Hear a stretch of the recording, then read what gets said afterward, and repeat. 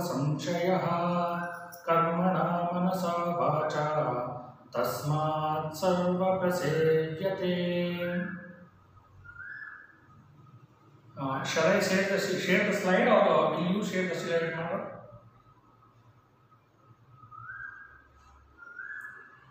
Yeah, you can share, sir. Yeah.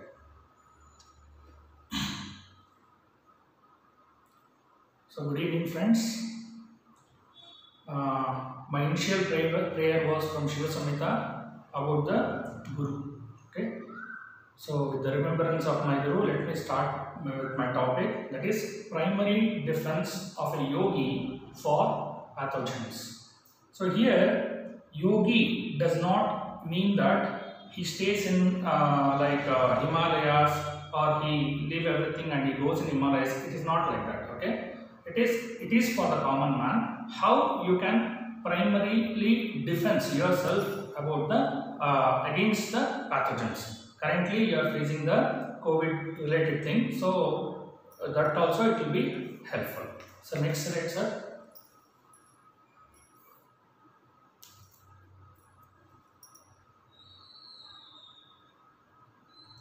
Yeah. Before going, let us understand what is the immune system. So immune system is the body's defense against disease causing organism, malfunctioning of the cells and the foreign particles. So there are three lines of defense in our body. That is first line of defense, second line of defense and the third line of defense. So next slide please. So next slide. Jump this slide, sir. Yeah. See, in the immunity we have first line of defense, second line of defense and the third line of defense. So in the first line of defense there are again two things will come. One is physical barriers and the other one is chemical barriers. This first line of defense will come under the innate immunity. The physical barriers are the skin and the mucous membrane, and the chemical barriers are the antimicrobial produced in the liquids like saliva or gastric juice, okay, etc. Next slide, sir. So why this particular first line of defense is very important? We have to understand that. See, you consider any big problem, or you consider any COVID or anything, any big problem or big disease, start with a very small thing. Simple example I give you. Imagine you will travel outside, you will drink water, okay. The first and foremost thing it will start is infection. Throat infection will start. The throat infection, after 1 or 2 days, it leads to the cough. After cough, 1 or 2 days, it will lead to the fever. So finally, a small throat infection will lead to the fever. So that is why the first defending is very important. So here the skin acts as a barrier to the most of the pathogens. Since it contains a keratinoid cells, you know, most of the bacteria cannot able to degrade the keratin. Even fungi also, only very less number of fungi and bacteria can able to degrade the keratin. And the oral cavity, again it has a salivary glands which produces the lysozyme. Then stomach acid, very low pH, it might kill the organism. Then the mucosal surface. What happens is whatever the pathogen is entered, it will adhere to that, or it will stick on that, so that it cannot multiply. And the normal flora which is there in the intestine or the gut, where it will avoid or prevent the attaching of the pathogens to the intestinal wall. And there is one more second line of defense, the fever. Whenever the fever comes because when the temperature of the body is increased, it will suppress the microbial growth. So that is also a defense system. And one more thing is, in yogic way, the positive pressure we call. It is by the Pancha Pranas. In next slide I will tell you what is that Pancha Prana. So next slide. Yeah, this is just a pictorial representation. So in the nasal cavity, the cilia will hold most of the microorganisms or particles. It will filter that, and the mucus lining which is in the food pipe, and this one what esophagus. So it will absorb or stick the microorganisms. And the stomach, as already I told you, the acidity is very high. That means it's pH 2. Then the normal flora in the gut, and flushing is also a type of defense. And the skin surface barrier and the lysozyme in the tears. So next slide. Yeah. So now see in our body, depending on the concentration of the air or vayu, we call vayu or air, and the movement, direction of the movement, it is divided into 5 different types of vayus. That is why it is called as pancha pranas. So the first one is prana, where the concentration is more in the chest region and the movement is upwards, and udana, where the concentration in the throat region and movement is again upwards, and vyana, it is throughout the body, the movement is there throughout the body, and the abdominal region, that is samana, where your air movement is circular, and apana, that is where below the navel region the concentration is more, the movement is towards the downward direction. Okay, why this is very important is, I have to give an example to make you understand this. See, imagine you consider a very good sophisticated lab, okay, where they handle all the pathogens or anything, or you can imagine a production unit in the factory space. If you imagine this food related one, it is best. Inside the hall, they maintain a high pressure. Inside the hall, they maintain a high pressure. Whenever you open the door, the air from inside, it travels to the outside. That means anything from the inside cannot able to enter into the, it might be the dust particles or microbes. It cannot enter into the building. So in the same way, if our body is positively pressurized, okay, so no microorganisms or pathogens can enter into the body. Okay, next slide please. Yeah. So now we have learnt about the immune system and what are all the defending mechanisms we have. So, but we spoil that. We spoil that defending mechanism in these 7 ways. One is stress and anxiety, alcohol, lack of sleep, unhealthy diet, dehydration, lack of exercise, and smoking. See, in this lockdown period, you might have seen many of the doctors used to say in the TVs, don't get anxiety, don't be stressed, don't take tension. COVID is, you can handle the COVID. So they used to tell that one. So whenever you comes under stress or anxiety, your immune system goes down. So it is very easy to attack for the pathogen. And the lack of sleep, you know, the working habits of now in the modern age. So you see they are lacking the sleep. So unhealthy diet. So it's already we take only the unhealthy food. If you are seeing, if you just go to the hotels, we just take only the unhealthy foods. So then dehydration, then lack of exercise. Lack of exercise is very prominent. They are not able to do the exercise. If you ask them to come at 7 o'clock, by 7 o'clock to the yoga class, they will not be able to get up at 7 o'clock. So though definitely they will not be able to do the exercises. And smoking is become very prominent. So these all things will reduce your immunity. Next slide please sir. Yeah. In Hatha Yoga, they say, what do you mean by a healthy body? Vapu krushatvam, vadane prasannata, nada saputatvam, nayane sunirmale, arogatat bindu jayo, agni deepanam, nadi vishuddha hata siddhi lakshanam, hata siddhi lakshanam. That means when a body becomes lean, the face glows with delight. That is very important. If he is a yogi or if he is a healthy yogi, you should see his face and his eyes. It should be, face should glow with delight, and anahatanada manifest. That means the voice becomes very smooth or very listenable. It will be very soft, and eyes are clear. This is also one of the good characteristic of a healthy Hatha yogi, that eyes are clear and body is healthy, bindu under control, and appetite increases. Appetite is the gastric fire increases. Then he is considered to be the healthy person or healthy Hatha yogi. Please, next slide. Yeah. So to attain this, there are many yogic techniques, but in Hatha Yoga, they have mentioned about Shat Karmas, or it is also called as Shat Kriyas. So what they mention is Dhautir Bastir Tata, Netir Tratakam, Naulikam Tata, Kapala Bhatischainati, Shat Karmani Parichakshaye. That means you should do the Dhauti, Basti, Neti, Trataka, Nauli and Kapala Bhati. These are all mainly related to first defense or first line of immune system or first line of defense. Please, next slide.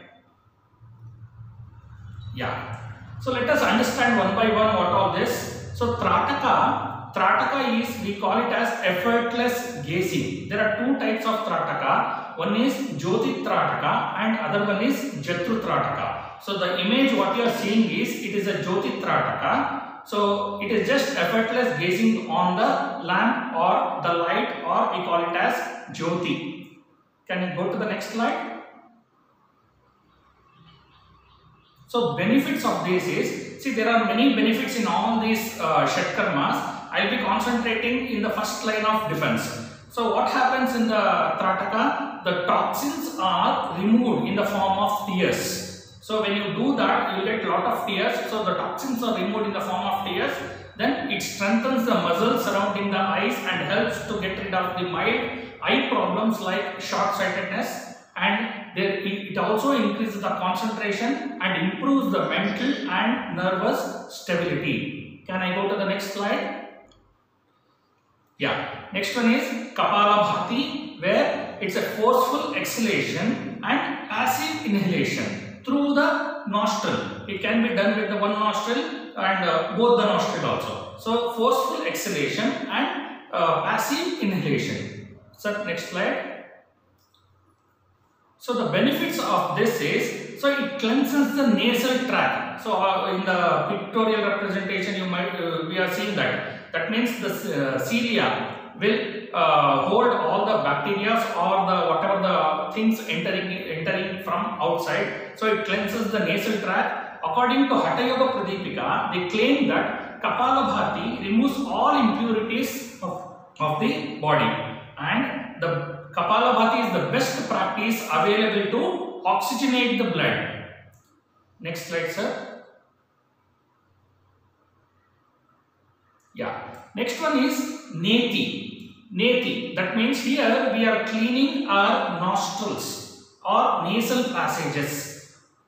If you clean with the water, that is called as Jalaneti. If you clean with the thread, it is called as Sutraneti. So here whatever you are seeing is, it is a Jalaneti they are performing. What you have to do is, in the lukewarm water, salted water, you have to pour your water to the one nostril and it has to come out from the other nostril. So the benefits of this, sir, please next slide.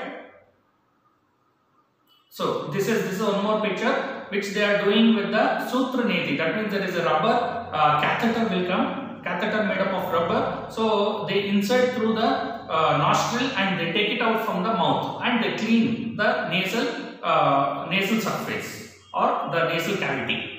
Next slide, sir.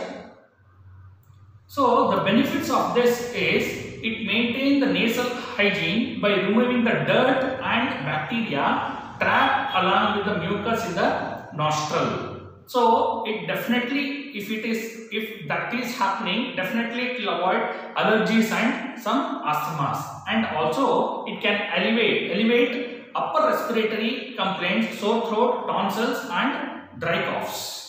Next slide, please, sir. Yeah, this is one of the practice. It is called as Nauli. That means the exercise for the abdominal muscles. So what they do is they suck the abdomen in and they move the abdominal muscles towards the right side. If you move towards the right side, it is called as Dakshina Nauli. If it is moved towards the left side, it is called as Vamana Nauli. If it is rotated, it is called as Nauli Chalana. Next slide, sir. So the benefits of this is, if Nauli, if you do it properly, what it will do? It will massage the internal organs. Which are the internal organs? The stomach, liver, spleen, urinary bladder, pancreas, gallbladder, and the intestine. This helps to maintain the perfect health of lower organs. So definitely it will make the organs healthy by massaging. We have seen the massaging from the outside, but this is the massaging for internal organs. Next slide, sir. Yeah, this is also one of the technique which is called as Dhauti. Dhauti means it is vomiting. Okay, Dhauti means vomiting. They are doing what they are doing is, it's called as Vamana Dhauti. Again, there are many types of Dhautis. Vamana Dhauti, Vastra Dhauti, and Danda Dhauti is also there. So regularly, what we do is the Vamana Dhauti and the Vastra Dhauti we will do. So in Vamana Dhauti, what we do is we drink the salted water, lukewarm salted water, nearly 6 to 8 glass, and we vomit. We vomit. So the benefits of that, sir, please next slide. Yeah, the benefits of that is, so what happens is, there are some undigested food particles will be adhered or linked or attached to the stomach or esophagus. So all those things will come out. So what naturopathy says is, if that undigested food particles or any particles is attached, that will convert into toxin. This is what happens when you take tablets, too many tablets. When you are taking too many tablets, that will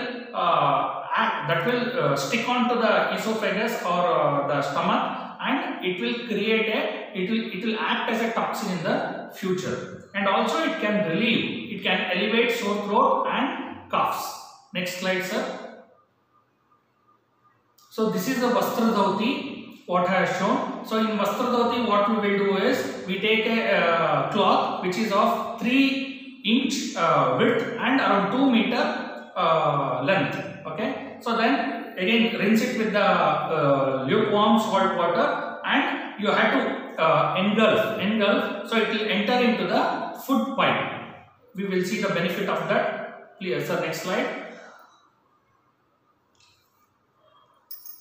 Yeah, so what it will do is, it will remove the impurities of the gastrointestinal tract, thereby detoxifying the stomach and esophagus region. So what happens is, in your food pipe, there is a kapha is accumulated, or we call it as also phlegm. So when you remove the when you remove the cloth, the phlegm will come in the form of yellow sticky material. So that will cleanse your the food pipe. So next slide, sir.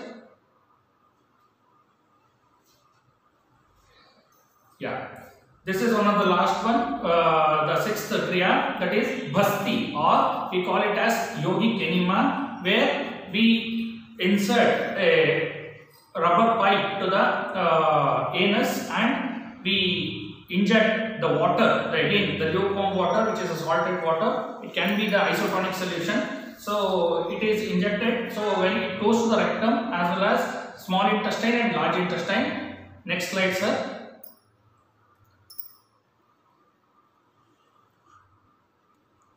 Yeah, so again, whatever the impurities or adhere to the walls of the intestine, it might be small intestine or the large intestine, it just comes out. It acts as a yogic enema, and it cleans the colon also, because we always feel that whatever we had, it has been removed. No, it is not like that. It will stay for sometimes 2-3 days inside the colon. Okay, so all those things will be removed, and it detoxify the intestine. And Bhasti is one of the common practice. You go to any Ayurveda or naturopathy, so for the detoxification of the body, they follow this particular procedure. Next slide, sir. Yeah, see, you are seeing a healthy Hatha Yogi. I always say this, when you are seeing the image, you see what he is very dirty or he is very ugly, but actually his internal organs are very good. Okay, his internal organs and the first line of defense is very good. We are all the dead opposite to them, the yogis. What we have is we wear nice pant and nice shirt and we look very smart. But when you consider the body inside, we are not that much good. The body is not that much good. So the healthy yogi is the one who has his internal body defense is very good. And one of the best example for this is, so for example, if you have your car or if you have your bike, if it is once it is serviced, it no need to be washed from the top. So that is what this kriyas are done. You wash it from the inside, from the internal organs you wash it. So taking a bath is not necessary, frankly speaking. Taking a bath will not be a necessary thing. So next slide, sir. So don't practice. Finally, I want to say, don't practice yoga to get better at yoga. Practice yoga to get better at living. It's a very important thing. And last slide. Thank you everyone, and thank you Anuradha madam also for inviting me for this International Day of Yoga. Thank you very much. If you have any questions, I am ready to answer.